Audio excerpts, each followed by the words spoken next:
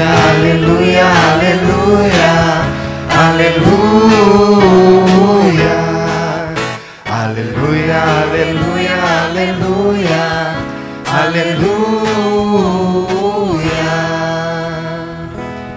A quem iremos, Senhor? Tu tens palavras de vida eterna. Aleluia, aleluia, aleluia, aleluia, aleluia, aleluia, aleluia, aleluia.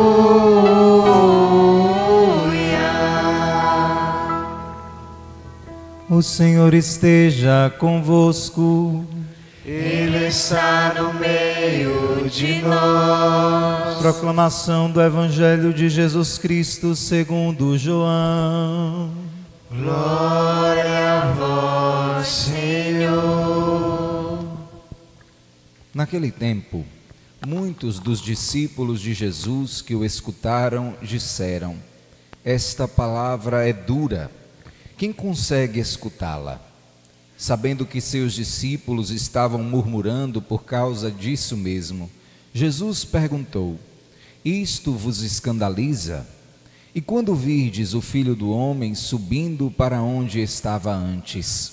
O Espírito é que dá a vida, a carne não adianta nada.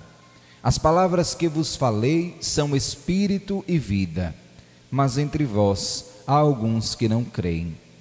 Jesus sabia desde o início quem eram os que não tinham fé e quem havia de entregá-lo, e acrescentou: é por isso que vos disse, ninguém pode vir a mim, a não ser que lhe seja concedido pelo Pai.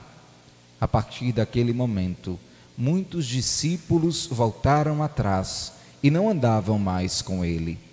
Então Jesus disse aos 12: vós também quereis ir embora? Simão Pedro respondeu: a quem iremos, Senhor? Tu tens palavra de vida eterna. Nós cremos firmemente e reconhecemos que Tu és o Santo de Deus. Palavra da salvação. Glória a vós, Senhor.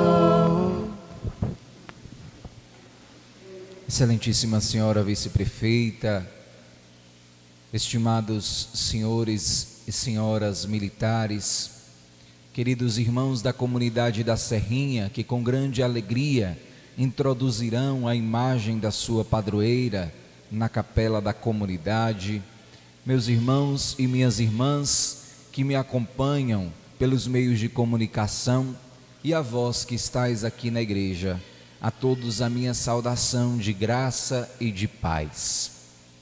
Nós encontramos na palavra de Deus, neste dia, particularmente no Evangelho de João, no capítulo 6, a reação de muitos seguidores de Jesus, logo após a pronúncia que fora feita pelo Senhor do discurso do pão da vida. Até então, Jesus tinha para com os seus seguidores e para com todo o povo da Galileia e da região da Judeia, uma pregação extremamente agradável aos ouvidos, e eu diria mais, uma ação que se tornava ainda mais confortável e rica da presença esperançosa de dias novos, porque o Senhor ofereceu para aqueles que tinham fome o pão, ofereceu para aqueles que estavam enfermos a cura, ofereceu aos cegos a visão, aos coxos a possibilidade de que se levantassem e se pusessem a andar. Mas neste dia, dentro do contexto do processo da revelação, Jesus apresentou para eles um dos elementos mais duros da sua pregação, e era exatamente o elemento da Eucaristia. Os versículos que precedem aqueles que nós escutamos sendo proclamados, são justamente aqueles nos quais o Senhor diz: a minha carne é verdadeiramente uma comida, o meu sangue é verdadeiramente uma bebida. Quem come a minha carne, quem bebe do meu sangue, permanece em mim e eu nele. E começou a estabelecer os critérios para a salvação daqueles que lhe seguiam, a partir de uma conduta que precisaria estar alinhada com toda a sua doutrina, para que pudessem com Jesus fazer comunhão verdadeira. E vejam que interessante. Aquele povo que estava seguindo Jesus com entusiasmo, porque estavam saciados pelo pão. Aqueles que estavam seguindo os passos do Mestre, porque estavam entusiasmados com o fato de que o Senhor curava as doenças, ficaram preocupados. Porque o Senhor havia agora feito uma exigência de transformação de vida, para que eles continuassem o seguindo. Em outras palavras, o Senhor disse: vocês só poderão me seguir daqui em diante, se obedecerem não mais às vossas próprias convicções, mas o meu querer. Meus irmãos, diríamos numa linguagem informal, não deu outra. Logo depois que Jesus fez esse discurso, os que estavam ao seu redor começaram a sair, começaram a se distanciar, começaram a deixar Jesus sozinho e a dizer uns para os outros: ora, quem pode seguir este homem? A sua linguagem é dura por demais. A reação de Jesus poderia ter sido a reação de tentar explicar um pouco melhor, de tentar, quem sabe, amenizar as suas palavras, diminuir um pouco a força do seu discurso, para não perder tantos seguidores. Aliás, é exatamente assim que nós costumamos proceder. Dentro do contexto em que nós queremos ser sempre mais admirados, dentro de situações em que nós queremos ser sempre mais aceitos pelos outros, nós começamos a fazer barganha com a doutrina de Jesus. Mas não foi o que o Senhor fez. Jesus não estava, tal como a nossa geração, preocupado em perder seguidores. Jesus estava preocupado com a pureza da fé, que precisava ser vivida e expressada por ele, ainda que fossem duras as palavras que ele precisava utilizar. Vendo então a dispersão daqueles seus seguidores, Jesus, ao contrário do que muitos de nós faria nos dias de hoje, voltou-se para os 12 e perguntou com toda a clareza: vocês também querem partir? Vocês também querem me deixar porque consideram duro por demais o meu discurso? Mas não pensou em momento nenhum em mudar aquilo que disse, em retirar uma vírgula do que havia falado, e muito menos em ser aceito por aqueles que o escutavam. Este modelo da pregação de Jesus deveria ser para todos nós um modelo eloquente e de imitação constante. Repare, por exemplo, na nossa pregação diária, nos dias atuais. Se nós nos puséssemos, eu vou usar um meio que todos nós possuímos, as redes sociais, para falar de Jesus e para falar sobre a integralidade daquilo que prega o Senhor, digo como disse uma vez, não daria outra.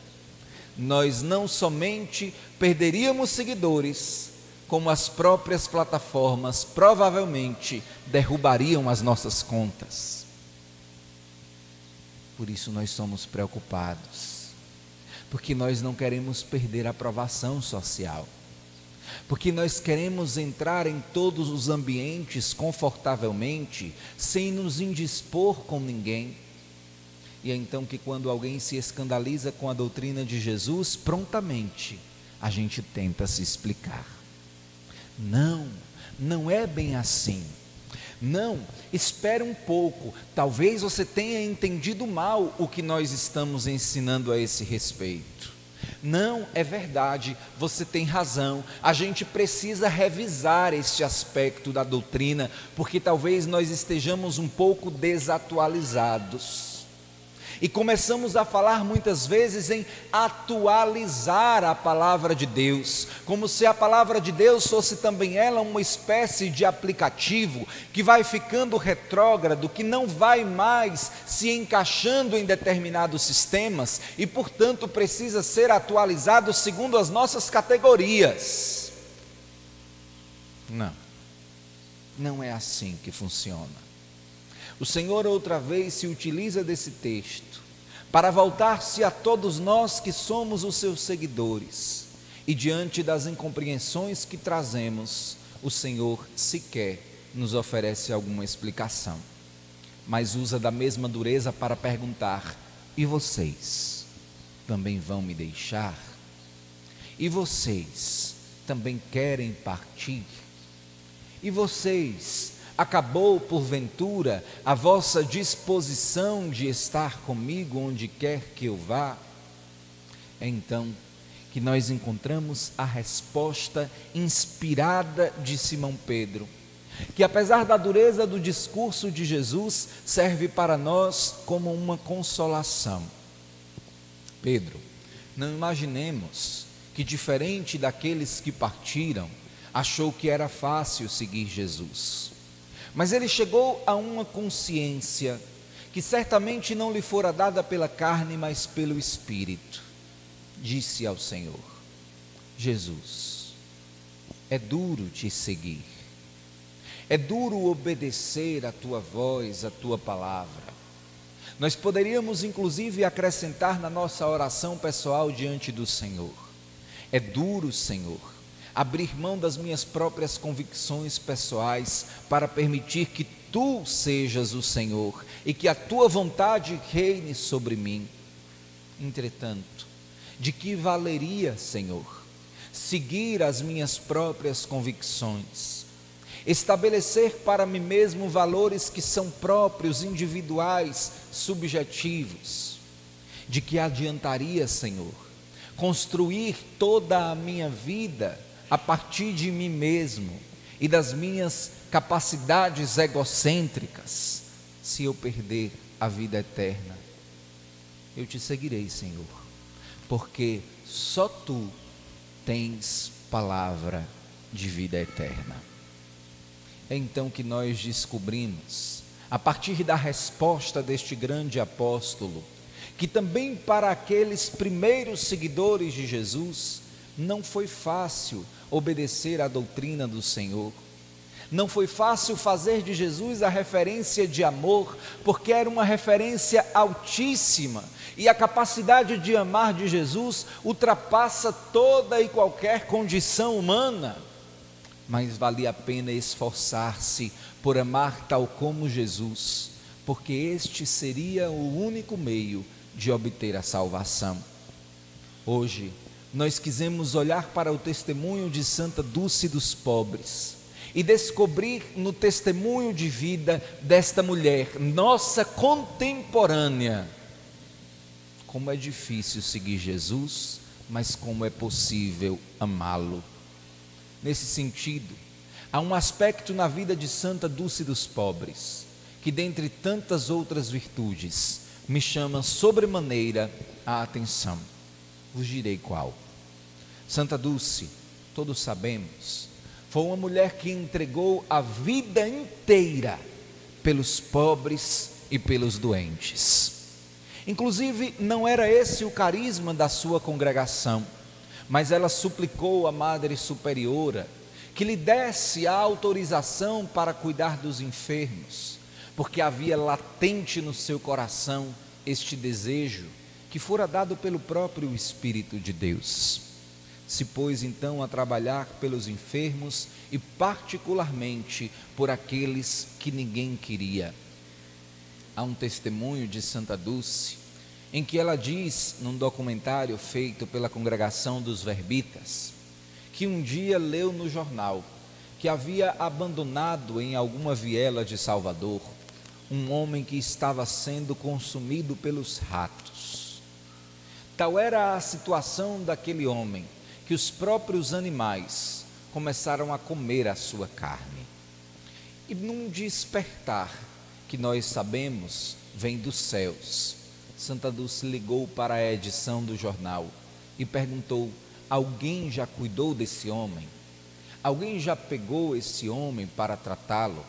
Então eles responderam: irmã Dulce, nós até tentamos, mas ninguém mais quer aceitar, nem mesmo nos hospitais, porque dizem que ele não tem condição, porque dizem que é contagiosa a sua doença, e como sabemos, uma série de pretextos para não receber aquele pobre.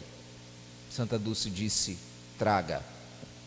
Só que tem um ponto: Santa Dulce não tinha lugar para acolher essas pessoas. E sabe o que fez? Invadiu o mercado municipal de Salvador e começou a encher de doentes ali. O prefeito mandou chamá-la e disse: irmã Dulce, a senhora não pode fazer isso. Mas, senhor prefeito, o que é que eu vou fazer com os meus doentes? Procure outro lugar.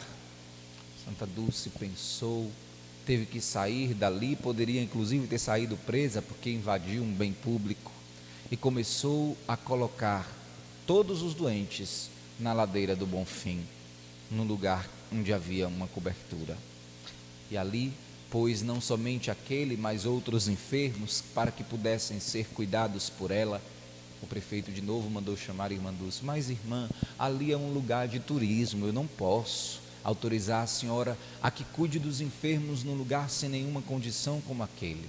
Então, irmã Dulce não titubeou, começou o hospital no galinheiro do convento, tirou as galinhas, colocou os enfermos e pôs-se a servi-los. Nada foi impedimento para que ela cuidasse dos enfermos, nem o poder público, nem a pobreza, nem a Madre Superiora. Só que há uma questão muito interessante do ponto de vista espiritual. Esta mulher que cuidou tanto dos enfermos, que ofereceu-se em tudo a quem não possuía saúde, não gozava de nenhum bem-estar. Era uma mulher absolutamente doente, com problemas respiratórios seríssimos. Dormiu por mais de 30 anos numa cadeira, porque não podia deitar-se, uma vez que lhe faltava o ar. E é então que nós nos perguntamos, a Jesus: Senhor, por que és tão duro assim com os teus? Aquela que ofereceu tanta saúde aos enfermos, só gozava de doença. Aquela que se deu por inteiro aos outros, não possuía o apoio de ninguém. Aquela que deveria ter o mínimo de conforto, porque oferecia àqueles que não possuíam, não podia, não somente pela pobreza, gozar de conforto algum, porque a saúde não lhe permitia sequer que deitasse numa boa cama e num bom colchão. E então que nós olhamos para a cruz de nosso Senhor Jesus Cristo e descobrimos: a cruz é o leito das almas esposas. As almas que fizeram a opção de desposar-se com Jesus precisam ter por leito a cruz. E Santa Dulce aceitou configurar-se a Cristo crucificado, desejou tocar na carne do pobre a carne de nosso Senhor, e sua própria carne foi-se